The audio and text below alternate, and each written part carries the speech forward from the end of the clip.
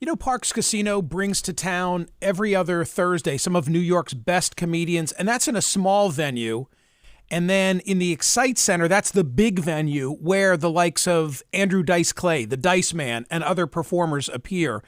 It's a fun place to go. You know, it's like a staycation. Go to Parks Casino. Parks Casino, the number one casino experience in the state of Pennsylvania. They've got it all. 3,200 state-of-the-art slots, 115 live table games, the best sports book on the East Coast. Speaking of which, this is going to be a big weekend for football. Sunday's a big day. Don't call me on Sunday afternoon. Only 4 teams remain. And we'll be playing this Sunday with the winners advancing to the big game on February 11.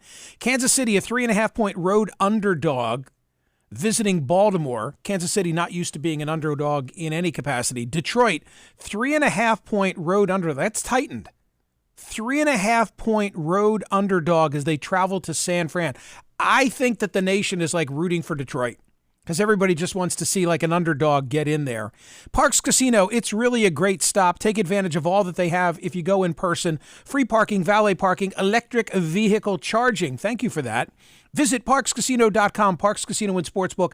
This is how you win. Got to be 21. Gambling problem, call 1-800-GAMBLER.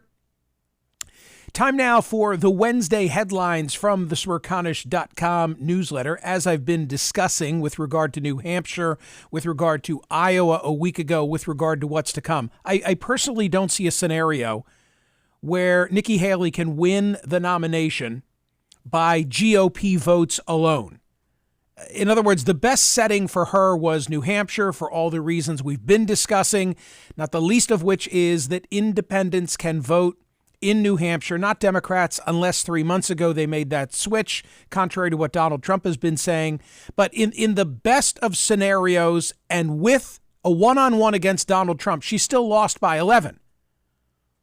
And the road gets no better. It gets more difficult. It's hard to see anything changing in the next month before South Carolina. Nevada is strange because it's got a combination primary and caucus.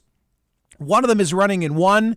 That would be Haley in the primary. The other's running in the other. That would be the caucus. The caucus is where the delegates are going to get awarded. Maybe there's an embarrassment situation for Donald Trump there, but I don't think Nevada takes him off his game. And unless there's some demonstrable shift in the attitudes of South Carolina, the numbers that I've seen in South Carolina, and you can look at the Real Clear Politics average, he has a lead over Nikki Haley the way that he did in Iowa. So he's somewhere in like the mid-50s in her home state, where she was twice elected governor. So what's the scenario?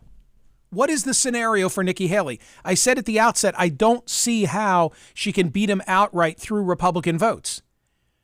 It's a rope-a-dope strategy. It's a Muhammad Ali strategy where she is just hanging in and hoping that the other shoe drops. And what is the other shoe? Something relative to his legal entanglements. I was going back and forth early this morning with Ellie Honig, my CNN colleague. Ellie's a brilliant guy and a wonderful guest on the program.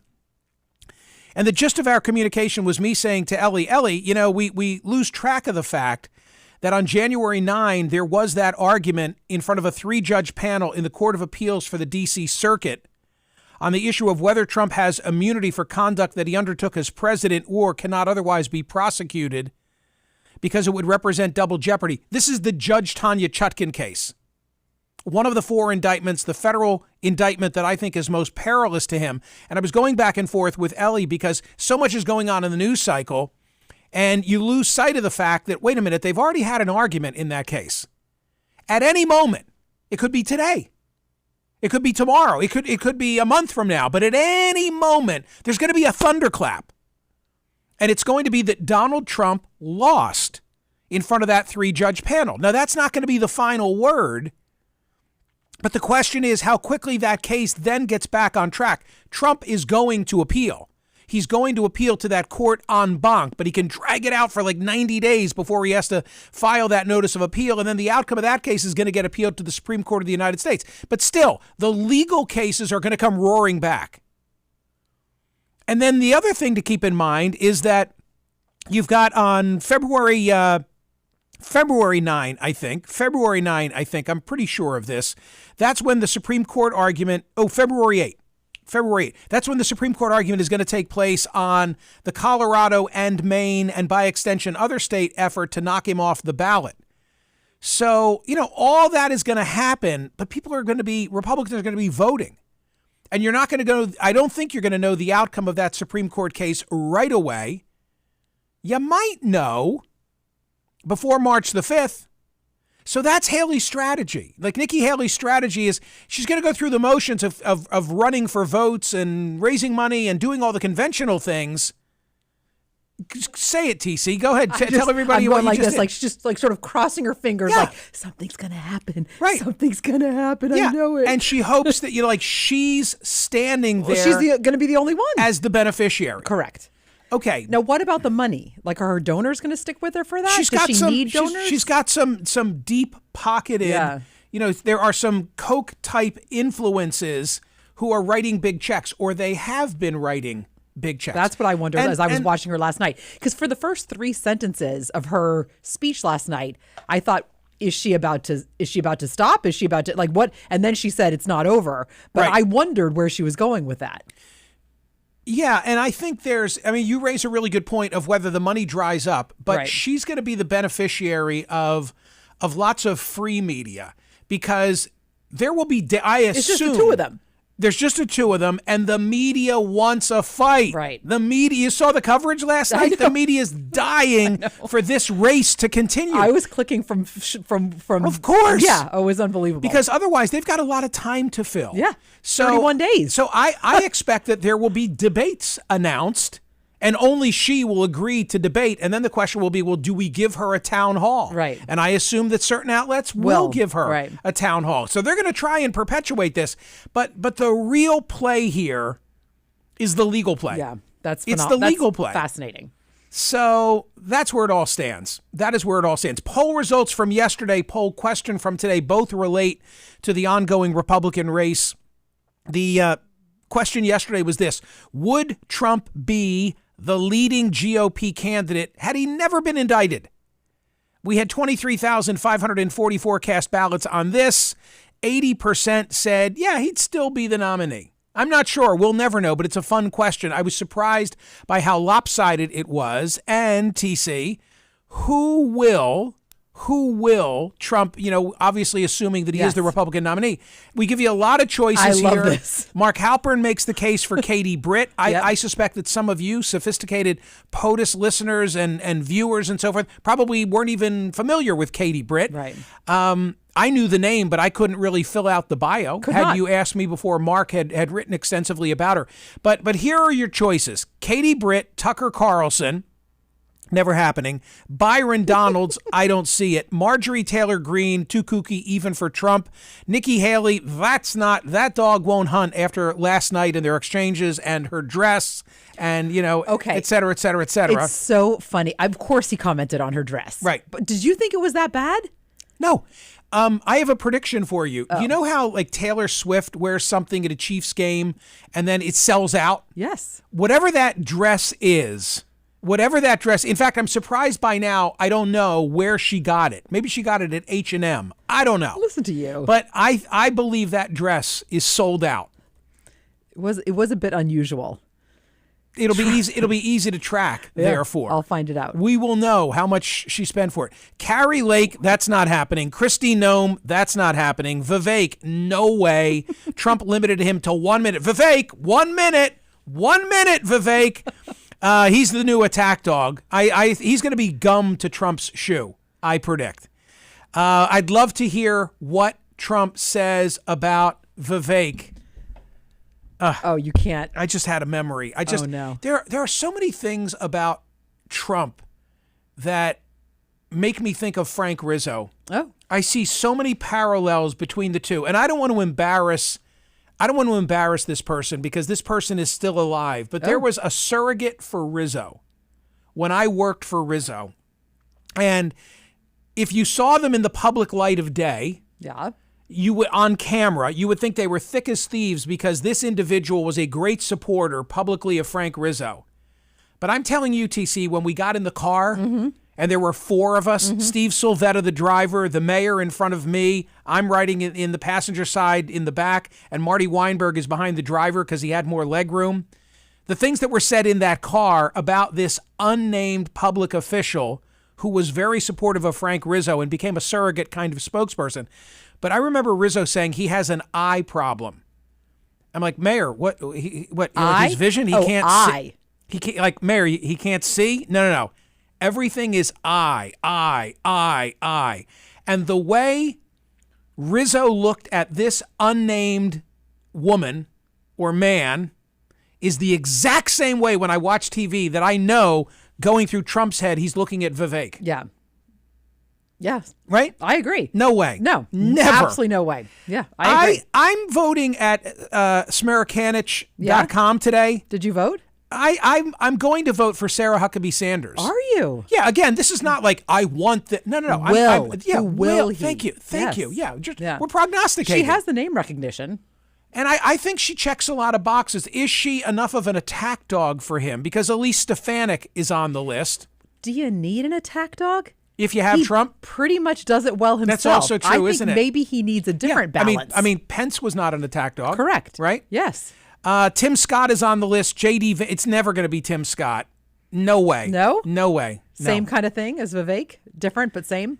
Yeah, I don't see it. Okay. I don't see it. I mean, Bakari Sellers had an unbelievable line this morning. What did he say? He had an unbelievable line this morning on CNN, like watching in the 5 a.m. hour. So they ran a clip of, and everybody's seen the clip, and we've talked about it here today, where Tim Scott is behind Trump last night, and Trump says, you must really hate her because she appointed you and you're for me. And it really put Tim Scott in an awkward position. Terrible. And then Tim like Scott. the quiet part out loud. Yeah. And then Tim Scott comes up and says, no, it's just because I love you. Which was like a nice catch for Tim Scott to try and Save. That was not a save. Good save. Yeah. Bakari Sellers on CNN this morning says that's a lot of ass to kiss to be the HUD secretary. Oh my God. I sent him a note. I'm like, Bakari, that was quite the line. Mic drop. Yeah. Although you don't leave the U.S. Senate to become a HUD secretary. No. The only secretary you leave the Senate for is to be like state or defense. Or defense. He won't be defense. So anyway, go vote at Smerconish.com today and enjoy Rob Rogers' editorial cartoon. Rob, I'll tell you a funny thing. It's about Bibi Netanyahu and a 2-state solution and Israel.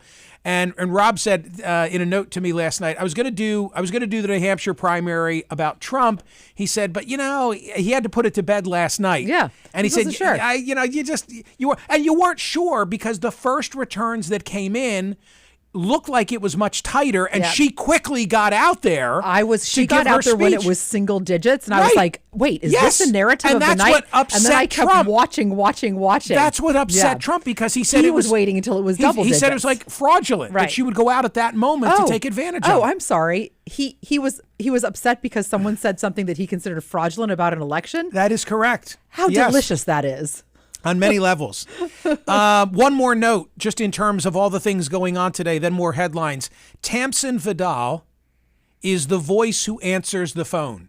She screens your calls. She's terrific. And Alice, our newsletter editor, gives you an insight into Tamsin on my Facebook page. Including that detail that you and I both were like, what? Yeah, 8 brothers. 8 brothers? 8 brothers. This is why she can handle anything. Well, my mother is one of 11. 8 sisters and 3 brothers. Well, that's why your mother can handle anything. Yeah. Tamsin, we really respect and appreciate you. Yes. Thank you, Tamsin. Go read about Tamsin, then you'll know whose voice is answering the phone. Yep. More headlines on this Wednesday from the Smerconish.com daily newsletter. So InNOut has never closed a location. I have to say, TC, you hear like crime statistics. Like if I were to say to you, burglaries are up 23% in Oakland, motor vehicle thefts are up 44%. That makes an impact. Those are big numbers. But when you say to me, the InNOut Burger near the airport has closed because of crime, and they've never closed an InNOut Burger anywhere before. I don't know. It just brings it home. It's like the guy who wrote the analysis in the Wall Street Journal about the Snickers bar. Yeah. And I provided that, and I think we're going to get him on the program within a couple of days, where, the cost of a Snickers is really going up, and people feel a Snickers even though the price of their TV is going down. I'm not doing justice to the analysis, but there are some things that really resonate with us. That article really resonated because it's not that it's not a successful location. It's Right. not that it's not busy. Right. It's literally that they do not feel that they can have their customers and their people working there safe. Busy and profitable. Yes. Busy Yes. and profitable, and they're still closing it. Yes. That really hit me too. That's interesting. 75-year history. Also, from California, this upsets me, and it's such a good example. First of all, I'm a subscriber, and I'm a daily reader of the LA Times, and we have any number of guests from the LA Times on this program because I respect their work, and I think they've got their finger on the pulse of SoCal in particular.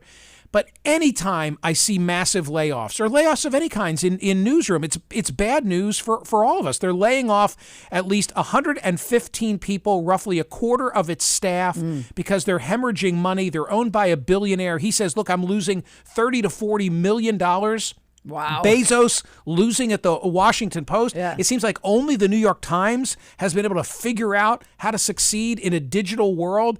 But the loss of oversight for all of us when an LA Times loses people is really a serious problem, because there's this false perception, because there's so much chatter via social media and websites and everybody's got an opinion, but there are not individuals doing investigative journalism. And when you see the LA Times get whacked like this, it's bad. We need them to keep an eye on our public servants. So I'm sorry to see that news. Okay, how about this? You were just the other night at Joel Embiid's 70-point game. Can you believe I got to go to that game? So I still can't you're now believe it. like our NBA authority. Yeah, I'm the NBA authority. What's you going and- on with the Bucks? You and Seth Stevens Davidowitz. So the coach of the Bucks, Adrian Griffin, he's 30-13, and yet he got fired. Yeah. Second best record, right, in the Eastern Conference behind the Celtics. What's going on? I don't know. The Bucks general manager, this was what he said. This was a difficult decision to make during the season. We are working immediately toward hiring our next head coach. We thank Coach Griffin for his hard work and contributions to the team. Evidently, they're looking at Doc Rivers, who we Was know in and the like. Sixers. Sure. So I don't know what's going on. Wall Street Journal, one of the most popular, like the Dow is on fire, S&P 500, record heights and so forth. No, that's not the lead story. To no one's surprise, this one is. The lead story instead at the Wall Street Journal. How do you say it? Polyamory? Polyamory. I don't think I'd ever heard the word before. Well, it's like I've heard threesome. It's like polygamy, right? But I've heard not. menage, but I've never heard polyamory. Polyamory. Go ahead, TC. What's the story? So the headline is lots of sex, even more scheduling. Scheduling. Right. The idea is that it's very hard to keep track of two lovers because that's what we're talking about. Here's the lead. Kitty Chambliss is already planning her Valentine's Day. Her husband will make ravioli and roasted vegetables. She'll bake a cheesecake. Then she'll set a table for 3, her husband, herself, and her boyfriend. You may have noticed that polyamory is having a moment, pursuing multiple romantic, emotional, or sexual relationships with the permission of all involved, known as consensual non-monogamy, is increasingly out in the open as adherents tout what they see as benefits, such as more opportunities for emotional support and connections, as well as sex. And then it talks about the challenges from the mundane, calendars, to the existential, and talks, the bottom line is communication and transparency is essential, and you just have to keep an open lines in all directions and everybody be on the same page. Did you read the statistics? Because I was floored by the statistics. What floored you? 22% of Americans say they have engaged in consensual non-monogamy, which is also sometimes called ethical non-monogamy, at some point in their life, according to, I'd like to see how they worded that question. That was at the Kinsey Institute at Indiana. That's almost the same percentage, 23%, as people living in the U.S. who have a bachelor's degree. Okay, the same number who have a bachelor's degree say that they've participated in consensual non-monogamy. And when I saw the story, Like the woman who is in the lead, Kitty, who you described. Kitty Chambliss, yes. That's not what I thought this was about. I thought this was about a couple who somebody seeks permission, gets a pass. Somebody gets a pass. But in her case, like, they're living together. They're living together, but I don't think they're all three having sex together. I think that she is having sex with both of them, but not together. That's the notion I got. Well, wait. She's having sex with both of them at different times. Correct. Yeah, not together. Not together. Right. It's not the Florida It's not the Florida GOP thing. Right. Right? It's not that. No, okay. it is not. It is not as you just said, a menage a trois. So gang, when you go looking at the Dow today, Right. and you're reading don't worry, we know what you're really reading in the Wall Street Journal. We read it too.